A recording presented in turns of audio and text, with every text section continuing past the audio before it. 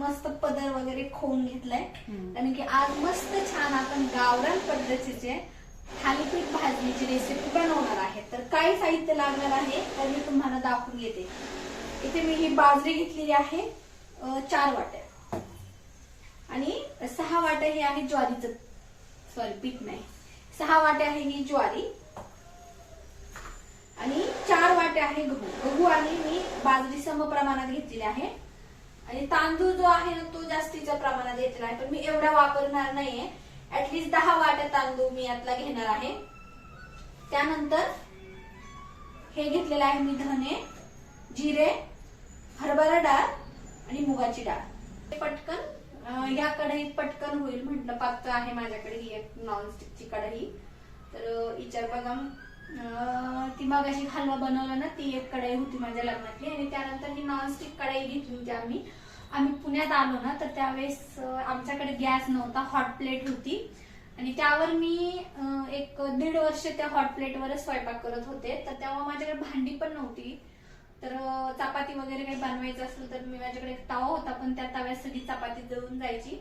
तर आम्ही सेट आणला होता नॉनस्टिकचा, त्यामध्ये ही कढई मिळाली होती. पण एवढी अशी खूप क्वालिटी नाही, त्यात काही जास्त बनवता येत नाही, खाली लागतं. पण भाजणी वगैरे करण्यासाठी ठीक आहे, मी स्लो गॅस करूनच भाजणी करणार आहे. तर सर्वप्रथम आपण हे बाजरी भाजून घेऊ. खूप मस्त वास आलाय बघा धने आणि जिरे भाजते. तर तुम्हाला आलाय का?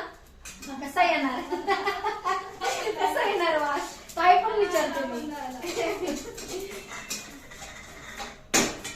चला, आपली भाजणी रेडी.